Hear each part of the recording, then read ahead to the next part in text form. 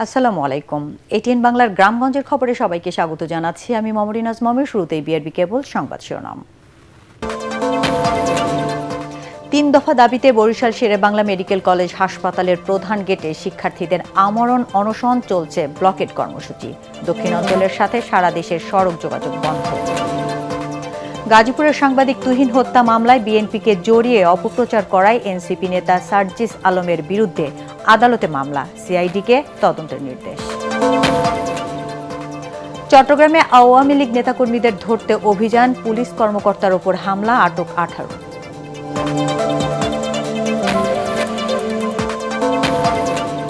খাদ্যবান্ধব কর্মসূচির আওতায় সারা দেশে ৫৫ লাখ পরিবারকে ১৫ টাকা দরে ৩০ কেজি করে চাল দেয়া হবে, জানালেন খাদ্য উপদেষ্টা। এবং জয়পুরহাটে আলুর দাম পাচ্ছে না কৃষক ও ব্যবসায়ীরা, লোকসান ঠেকাতে সরকারকে দ্রুত পদক্ষেপ নেওয়ার দাবি। শুনছিলেন বিআরবি কেবল সংবাদ শিরোনাম, এবার বিস্তারিত। হাসপাতালের বিভিন্ন সমস্যার সমাধান ও অনিয়ম দুর্নীতি বন্ধ সহ ৩ দফা দাবিতে শেরেবাংলা মেডিকেল কলেজ হাসপাতালের প্রধান গেটে আমরণ অনশন শুরু করেছে শিক্ষার্থীরা। দাবি আদায় না হওয়া পর্যন্ত অনশন অব্যাহত থাকবে বলে জানান তারা। এছাড়া বরিশালবাসীর ব্যানারে লাগাতার ব্লকেট কর্মসূচির ৫ম দিনের মতো চলছে এবং এর অংশ হিসেবে বরিশাল ঢাকা মহাসড়কের নথুল্লাবাদ এলাকায় সড়ক অবরোধ ও বিক্ষোভ করেছে ছাত্র জনতা। এর ফলে দক্ষিণাঞ্চলের সাথে রাজধানী ঢাকা সহ সারা দেশের সড়ক যোগাযোগ বন্ধ রয়েছে। একই দাবিতে নগরের সদর রোডেও সড়ক অবরোধ ও বিক্ষোভ করা হয়। এতে কয়েকশো বাস আটকা পড়ে চরম দুর্ভোগের শিকার হচ্ছেন যাত্রীরা।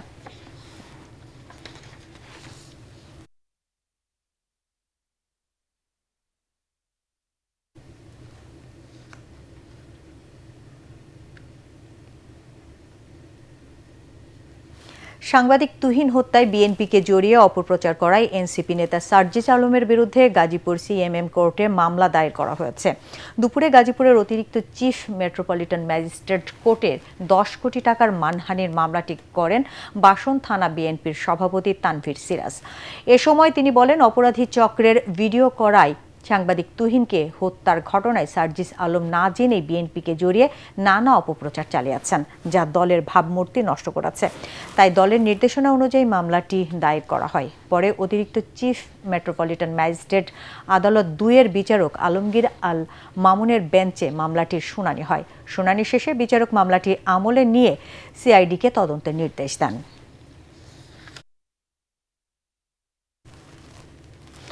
চট্টগ্রামের বন্দর থানা এলাকায় আওয়ামী লীগ নেতা কর্মীদের ধরতে অভিযান চালানোর সময় এক পুলিশ কর্মকর্তাকে কুপিয়ে গুরুতর আহত করা হয়েছে। এ ঘটনায় আটক করা হয়েছে 18 জনকে। গতরাত 2টার দিকে সল্টগোলা ঈশান মিস্ত্রি হাট সংলগ্ন সড়কে এই ঘটনা ঘটে। আহত পুলিশ কর্মকর্তা আবু সাইদ রানা বন্দর থানার উপপরিদর্শক হিসেবে কর্মরত রয়েছেন। পুলিশ জানায়, গভীর রাতে সল্টগোলা এলাকায় ঝটিকা মিছিল বের করেন আওয়ামী লীগ ও দলটির অঙ্গ সংগঠনের নেতাকর্মীরা। খবর পেয়ে পুলিশ তাদেরকে গ্রেফতারে অভিযান চালানোর সময় উপপরিদর্শক আবু সাইদ রানাকে পাথারি কোপানো হয়। তাকে উদ্ধার করে চট্টগ্রাম মেডিকেল কলেজ হাসপাতালে ভর্তি করা হয়েছে। ঘটনার পর সাঁড়াশি অভিযান চালিয়ে 18 জনকে আটক ও বেশ কিছু দেশীয় অস্ত্র উদ্ধার করেছে পুলিশ ও সেনাবাহিনী। খাদ্যবান্ধব কর্মসূচির আওতায় সারা দেশে ৫৫ লাখ পরিবারকে ১৫ টাকা দরে ৩০ কেজি চাল দেয়া হবে বলে জানিয়েছেন খাদ্য উপদেষ্টা আলী ইমাম মজুমদার। গতকাল বিকেলে মানিকগঞ্জ সার্কিট হাউজে জেলা প্রশাসন ও খাদ্য বান্ধব কর্মসূচি নিয়ে খাদ্য নিয়ন্ত্রকদের সাথে মতবিনিময় সভায় তিনি এসব কথা জানান। আগস্ট থেকে ডিসেম্বর টানা ৪ মাস, এরপর ২ মাস বিরতি দিয়ে মার্চ এপ্রিল পর্যন্ত এই কর্মসূচি চলবে। দেশে বর্তমানে রেকর্ড পরিমাণ ২১,৮০,০০০ মেট্রিক টন খাদ্যশস্য মজুদ আছে বলেও জানান খাদ্য উপদেষ্টা। মানিকগঞ্জের জেলা প্রশাসক ডক্টর মনোয়ার হোসেন মোল্লা ও পুলিশ সুপার মোসাম্মদ ইয়াসমিন খাতুন সভায় উপস্থিত ছিলেন। সারা দেশে ৫৫ লক্ষ পরিবার মাসে ৩০ কেজি করে চাল পাবে ১৫ টাকা কেজি। আর আমাদের সারা দেশে সামগ্রিকভাবে খাদ্যবান্ধব কর্মসূচি যেটা আছে এটা চলবে আগস্ট, সেপ্টেম্বর, অক্টোবর, নভেম্বর, 4 মাস চলবে। অন্তর্বর্তী সরকারের উপদেষ্টাদের বিরুদ্ধে সুনির্দিষ্ট অভিযোগ থাকলে তাদেরও ছাড় দেওয়ার সুযোগ নেই বলে আবারও জানিয়েছেন দুর্নীতি দমন কমিশনের চেয়ারম্যান ডক্টর মোহাম্মদ আব্দুল মোমেন। এ নিয়ে প্রধান উপদেষ্টাও সোচ্চার রয়েছেন বলে জানান তিনি। সকালে রংপুরের আলমনগরে দুদকের সম্মিলিত জেলা ও বিভাগীয় কার্যালয়ের ভিত্তিপ্রস্তরে স্থাপন শেষে তিনি এসব কথা জানান। পরে বিভাগীয় সরকারি কর্মকর্তাদের সাথে মতবিনিময়কালে দুদক চেয়ারম্যান বলেন, ১৯৭১ সালে মুক্তিযুদ্ধের পর যেমন অনেক ভুয়া মুক্তিযোদ্ধা তৈরি হয়েছিল, ঠিক ৫ আগস্টের পর অনেক ভুয়া সমন্বয়কও তৈরি হয়। সাবেক সরকার ফ্যাসিস্ট হওয়ার পেছনে সরকারি বেশ কিছু কর্মকর্তাও জড়িত ছিল বলে মন্তব্য করেন দুদক চেয়ারম্যান। প্রফেসর মোহাম্মদ ইউনূস একেবারেই দুর্নীতির বিপক্ষের একজন মানুষ। এটা যদি তার নিজের সভার তার উপদেষ্টা পরিষদের কেউ হন, সেক্ষেত্রেও তিনি বিন্দুমাত্র ছাড় দিতে তিনি রাজি নন। আর আমাদের যে বিধিবদ্ধ আইন, তাতেও এখানে ছাড় দেওয়ার কোনো সুযোগ নাই। কিন্তু একটা ব্যাপার আমাদের নিশ্চিত করতে হবে, আমরা যে অভিযোগ করব, অভিযোগ যেন সুনির্দিষ্ট হয়। পানি ছাড়া 7 দিন পর বন্ধ করে দেয়া হলো রাঙ্গামাটির কাপ্তাই কর্ণফুলী বিদ্যুৎ উৎপাদন কেন্দ্রের স্পিলওয়ের 16টি জলকপাট। বিদ্যুৎ কেন্দ্রের ব্যবস্থাপক প্রকৌশলী মাহমুদ হাসান জানান, কাপ্তাই লেকের পানি বিপদসীমার নিচে নেমে আসায় সকাল 8টায় বাঁধের সবকটি জলকপাট বন্ধ করে দেওয়া হয়। গত 4 আগস্ট মধ্যরাতে পানি বিপদসীমা অতিক্রম করায় বাঁধের গেটগুলো খুলে দেওয়া হয়েছিল। বর্তমানে কাপ্তাই পানি বিদ্যুৎ উৎপাদন কেন্দ্রের 5টি ইউনিট চালু রেখে সেখান থেকে 220 মেগাওয়াট বিদ্যুৎ উৎপন্ন হচ্ছে। এদিকে 4 দিন পর বান্দরবান রাঙ্গামাটি সড়কের চন্দ্রঘোনা রাখাইলী নৌ রুটে ফেরি চলাচল শুরু হয়েছে। দেশে 70% ক্ষুদ্র কৃষি যন্ত্রপাতির চাহিদা মেটাচ্ছে বগুড়ার ফাউন্ড্রি শিল্প। তবে কারখানাগুলোর প্রযুক্তিগত আধুনিকায়ন না হওয়ায় পিছিয়ে পড়েছে এই ঢালাই বিদ্যা। ভারত, নেপাল ও পাকিস্তানে কমে গেছে রপ্তানি বাজার। ঋণ ব্যবস্থা সহজ করা সহ অন্যান্য সুযোগ সুবিধা বাড়ানো গেলে আবারও ঘুরে দাঁড়াতে পারে বগুড়ার এই ফাউন্ড্রি বা হালকা প্রকৌশল শিল্প। কর্মসংস্থানের সুযোগ হবে শিক্ষিত বেকার যুবকদের। বগুড়া থেকে আজিজুল হাকিম রুমনের পাঠানোর 2 পর্বের প্রতিবেদনে আজ দেখুন প্রথম পর্ব, আর জানাচ্ছেন শরীফুল ইসলাম। তাপ, ঝলসে ওঠা লোহা আর নিরন্তর পরিশ্রম, এভাবেই প্রতিদিন চলছে বগুড়ার শত শত ফাউন্ড্রি শ্রমিকের সংগ্রামী জীবন। 60-এর দশকে জাহেদ মেটালের হাত ধরে বগুড়ায় শুরু হয় ফাউন্ড্রি শিল্পের যাত্রা। এরপর একে একে গড়ে ওঠে অসংখ্য ঢালাই কারখানা। বর্তমানে এই শিল্পে তৈরি হচ্ছে সেচ পাম্প, লাইনার, টিউবওয়েল সহ নানা ধরনের হালকা প্রকৌশল যন্ত্রাংশ, যা দেশের মোট চাহিদার অনেকটাই পূরণ করছে। তবে এ ব্যাপারে দক্ষ জ্ঞান নেই এখানকার শ্রমিকদের। বাইরে থেকে লোহা কিনে নিয়ে এসে এখানে গালানোর পরে আমরা বিভিন্ন মিশিংয়ের যারা কৃষক আছে তাদের ট্র্যাক্টরের বিভিন্ন মালপত্র এখানে তৈরি হয়। এটা প্যাটার্নের কাজ করেছি, প্যাটার্ন ডাইস করা হয় আপনার ওই ওয়েল মেল, তারপরে ময়দার মেল, জুট মেল, এসব জিনিসের মানে যে পার্টস তৈরি হয়। একসময় দেশের চাহিদার প্রায় 70% হালকা যন্ত্রাংশ উৎপাদন হতো বগুড়ায়। ছোট বড় প্রায় 400 ফাউন্ড্রি কারখানা এবং 1000-এরও বেশি লাইট ইঞ্জিনিয়ারিং ইউনিটে 50,000-এরও বেশি শ্রমিক কাজ করছেন। সরকারিভাবে এদের প্রশিক্ষণ, প্রযুক্তিগত সহায়তা এবং সহশর্তে ঋণ দিলে বগুড়ার এই ঢালাই শিল্প হবে দেশের অন্যতম রপ্তানিমুখী খাত। র মেটেরিয়ালসের কস্ট বেড়ে গেছে, গ্যাসের দাম 3 গুণ। আগে 11 টাকা ঘনমিটার ছিল, এখন 33 টাকা সামথিং ঘনমিটার। ইলেকট্রিসিটি বিল ছিল 8 টাকা সামথিং, এখন অলমোস্ট 10 টাকা ছোঁয়া। সরকার যদি আমাদের এই বিষয়ে কোনো স্টেপ না নেয়, আমি জানি না এই ব্যবসার ভবিষ্যৎ কি। ফাউন্ডারি শিল্পটাকে বাঁচাতে গেলে কাঁচামালের যে ভ্যাট, এটা আমাদের মুকুব করতে হবে কাঁচামাল আমদানিতে। দ্বিতীয় কথা হলো আমাদের যে ব্যাংক সুদ, এই যে 15%, 16%, 17%, এটাকে আমাদের ওই সরকারি যে একটা সুযোগ আছে, সেই সুযোগটা যেন আমরা পাই। বিপুল সম্ভাবনা থাকা সত্ত্বেও প্রযুক্তিগত কারণে অনেকটা পিছিয়ে আছে ফাউন্ড্রি শিল্প। সরকারি প্রতিষ্ঠান এবং উদ্যোক্তাদের সমন্বিত পরিকল্পনায় এগিয়ে নেওয়া সম্ভব বলে মনে করেন বিসিকের এই কর্মকর্তা। বগুড়ায় 300 একরের একটা লাইট ইঞ্জিনিয়ারিং শিল্প পার্ক করার পক্ষে দিন আছে, যেটি আমরা আশা করছি এটি হয়ে গেলে বগুড়ায় প্রায় লক্ষাধিক লোকের কর্মসংস্থান হবে এবং প্রায় 500 শিল্প কারখানা সেখানে স্থাপিত হবে। বর্তমানে বগুড়ায় ফাউন্ড্রি কারখানার সংখ্যা 4 শতাধিক। এর মধ্যে আধুনিকায়ন হয়েছে মাত্র 4টি। শরীফুল ইসলাম, এটিএন বাংলা। জয়পুরহাটে আলুর দাম পাচ্ছেন না কৃষক ও ব্যবসায়ীরা। দিন দিন আলুর দরপতনে চরম লোকসানের মুখে পড়েছেন তারা। গেল মৌসুমে জয়পুরহাট জেলায় রেকর্ড পরিমাণ জমিতে আলু চাষ হওয়ায় অনেক চাষি হিমাগারে জায়গা না পেয়ে বাধ্য হয়ে বাড়িতে তা সংরক্ষণ করে। কিন্তু মাত্রাতিরিক্ত তাপের কারণে ঘরে সংরক্ষণ করা আলুতে ইতোমধ্যে পচন ধরতে শুরু করেছে। অন্যদিকে জেলার 21টি হিমাগারে চাষি ও ব্যবসায়ীরা মিলে আলু সংরক্ষণ করেছেন প্রায় 2.5 লাখ মেট্রিক টন। এসব আলু হিমাগারে 12 থেকে 13 টাকা কেজিতে বিক্রি হলেও বাজারে বিক্রি হচ্ছে 20 থেকে 25 টাকা দরে। তাই লোকসান ঠেকাতে সরকারকে দ্রুত পদক্ষেপ নেওয়ার দাবি জানিয়েছেন কৃষক ও ব্যবসায়ীরা।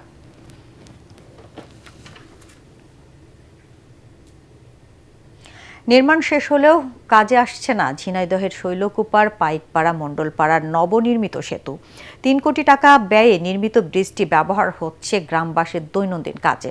স্থানীয়রা জানায়, নতুন সেতুর সংযোগ সড়ক না থাকায় এখনও পুরনো ব্রিজ দিয়েই জীবনের ঝুঁকি নিয়ে চলাচল করছেন তারা। ঝিনাইদহ প্রতিনিধি নিজাম জোয়ারদার বাবলুর পাঠানো রিপোর্ট আর জানাচ্ছেন ফারহিন ইসলাম টুম্পা। চলাচলের দুর্ভোগ দূর করতে পাইকপাড়া গ্রামের জিকে সেচ খালের ওপর 2 বছর আগে সেতুটি নির্মাণ করা হয়। তবে এখন সেটি ব্যবহার হচ্ছে এলাকাবাসীর ইট বালি রাখা আর রান্নার খড়ি শুকানোর কাজে। স্থানীয়রা জানায়, ব্রিজের 2 পাশে কোনো সংযোগ সড়ক না থাকায় সেতুটি ব্যবহার করা যাচ্ছে না। ফলে পুরাতন ঝুঁকিপূর্ণ ব্রিজ দিয়েই চলছে যানবাহন। আমাদের এই ব্রিজটা আজ 2 বছরের উপরে হয়ে আছে, কিন্তু রাস্তার অনুপযোগের কারণে ব্রিজটা ব্যবহার হয় না। ভারী গাড়ি তো যেতে পারে না, সাধারণ গাড়ি যায় না, ক্রস করে যাবে কি করে? যদি পুরাতন ব্রিজ থেকে শাখা হতো তাহলে মানুষ ইজিভাবে পারাপার হতো। এই ব্রিজটা ব্যবহার হয় না বলে এই জন্য যার মন ইচ্ছা সে এটা রাখে। পুরাতন ব্রিজ ঝুঁকিপূর্ণ হওয়ার কারণে নতুন ব্রিজ সংস্কার করা হয়েছে, কিন্তু এই ব্রিজ গাড়ি ঘোড়া এর প্রতি উঠতে পারছে না। যতটুকু কাজ বাকি আছে এটুকু যদি শেষ করা হয় তাহলে এই ব্রিজটা কাজে আসবে। চালু না হওয়ার কারণে পুরাতন যে ব্রিজটা আছে ওইটা দিয়ে হচ্ছে ভারী যানবাহনগুলো চলাচল করছে। এই ব্রিজে চলাচলের অনুপযোগী যে সংযোগ রাস্তা, সেই রাস্তাটা ব্যবহারও অনুযোগী, যার কারণে এই রাস্তায় চলাচল যাচ্ছে। স্থানীয় সড়ক বিভাগ বলছে, ব্রিজ নির্মাণ করার সময় জমি বুঝে না পাওয়ায় রাস্তা নির্মাণ করা যায়নি। তবে দ্রুতই 2 পাশে সড়ক নির্মাণ করে সেতুটি চালুর আশ্বাস স্থানীয় সড়ক বিভাগের। বাকি যে অংশগুলো আছে সেইটা সহ ওই ব্রিজ অ্যাপ্রোচের অংশটা অধিগ্রহণ সম্পন্ন করে টেন্ডার করে আমরা দ্রুততম সময়ের মধ্যে এই কাজটা শেষ করতে পারব। ঝিনাইদহের শৈলকুপা সহ পার্শ্ববর্তী মাগুরা জেলার অন্তত 1/2 গ্রামের মানুষের চলাচলের অন্যতম পথ এটি। Bureau report, ATN Bangla. নানা আয়োজনে বগুড়ার গাফতলীর বাগবাড়িতে পালিত হলো সাবেক রাষ্ট্রপতি জিয়াউর রহমান ও বিএনপি চেয়ারপারসন বেগম খালেদা জিয়ার ছোট ছেলে প্রয়াত আরাফাত রহমান কোকোর 56তম জন্মবার্ষিকী। এই উপলক্ষে আরাফাত রহমান কোকো স্মৃতি সংসদ যুক্তরাষ্ট্রের আয়োজনে বাগবাড়ি ডিগ্রি কলেজ মাঠে আলোচনা সভা, দোয়া মাহফিল, ধর্মীয় প্রতিষ্ঠানে আর্থিক অনুদান এবং এতিম ও দুস্থদের মাঝে খাবার বিতরণ করা হয়। অনুষ্ঠানে বিএনপি চেয়ারপারসনের উপদেষ্টা হেলালুজ্জামান তালুকদার লালু, জেলা বিএনপির সভাপতি রেজাউল করিম বাদশাহ ও ভারপ্রাপ্ত সাধারণ সম্পাদক মোশাররফ হোসেন সহ অন্যান্যরা উপস্থিত ছিলেন। পরে কোকোর রুহের মাগফিরাত ও বেগম খালেদা জিয়ার সুস্থতা কামনা করে বিশেষ দোয়া করা হয়। প্রযুক্তি নির্ভর যুবশক্তি বহুপাক্ষিক অংশীদারিত্বে অগ্রগতি, এই প্রতিপাদ্যে দেশের বিভিন্ন স্থানে পালিত হলো জাতীয় ও আন্তর্জাতিক যুব দিবস। এ উপলক্ষে কুমিল্লায় বৃক্ষরোপণ আলোচনা সভা, যুব ঋণের চেক বিতরণ ও সফল যুব সংগঠক এবং উদ্যোক্তাদের সম্মাননা দেওয়া হয়। আলোচনা সভায় অতিরিক্ত জেলা প্রশাসক আলী রাজীব মাহমুদ মিঠুন ও যুব উন্নয়ন অধিদপ্তরের উপপরিচালক নজরুল ইসলাম সরকার সহ অন্যান্যরা বক্তব্য রাখেন। মেহেরপুরে যুব দিবস উপলক্ষে জেলা প্রশাসকের কার্যালয়ের সামনে থেকে র্যালি বের করা হয়। অতিরিক্ত জেলা প্রশাসক তরিকুল ইসলাম ও যুব উন্নয়ন অধিদপ্তরের উপপরিচালক হামিদুর রহমান সহ সরকারি কর্মকর্তা কর্মচারীরা র্যালিতে অংশ নেন। জাতীয় আন্তর্জাতিক যুব দিবস উপলক্ষে ধামরায়ে উপজেলা প্রশাসন ও যুব উন্নয়ন অধিদপ্তরের আয়োজনে র্যালি, আলোচনা সভা, যুব ঋণের চেক, ক্রীড়া সামগ্রী, গাছের চারা ও সনদপত্র বিতরণ করা হয়েছে। ধামরাই উপজেলা পরিষদ অডিটোরিয়ামে এসব অনুষ্ঠানের আয়োজন করা হয়।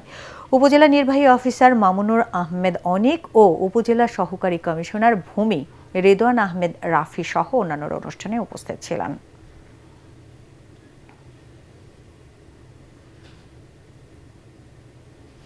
প্রযুক্তি নির্ভর যুবশক্তি বহুপাক্ষিক অংশীদারিত্বের অগ্রগতি এই প্রতিপাদ্যে আদ্দিন ওয়েলফেয়ার সেন্টারের আয়োজনে জাতীয় ও আন্তর্জাতিক যুব দিবস পালিত হয়েছে। দিবসটি উপলক্ষে একটি র্যালি শহরের রেল রোডে অবস্থিত আদ্দিন সকিনা মেডিকেল কলেজ হাসপাতালের সামনে থেকে শুরু হয়ে শহরের প্রধান প্রধান সড়ক প্রদক্ষিণ করে পুনরায় সেখানে এসে শেষ হয়।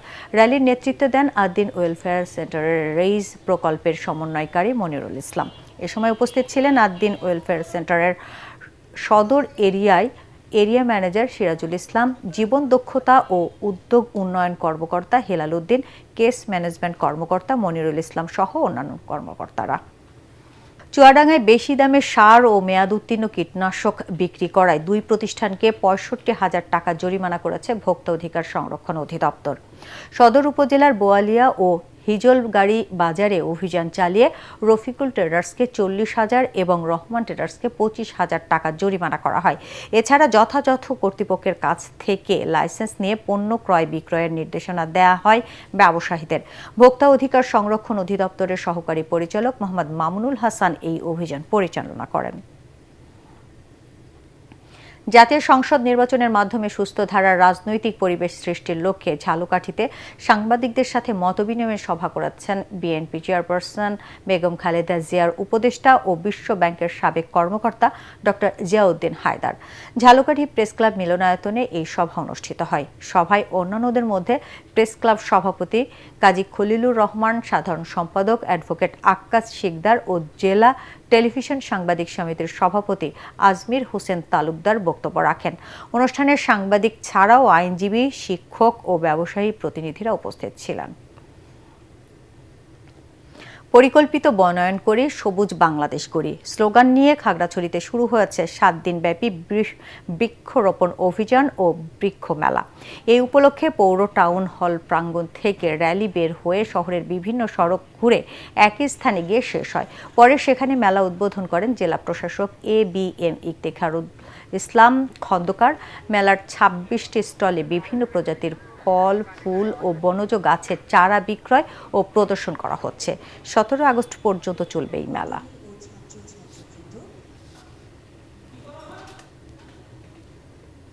দর্শক, পরবর্তী সংবাদ দেখার আমন্ত্রণ জানিয়ে এখনকার মতো শেষ করছি। 18 বাংলার সংবাদ ইউটিউবে দেখতে ব্রাউজ করুন youtube/18 বাংলা নিউজ। ধন্যবাদ সবাইকে।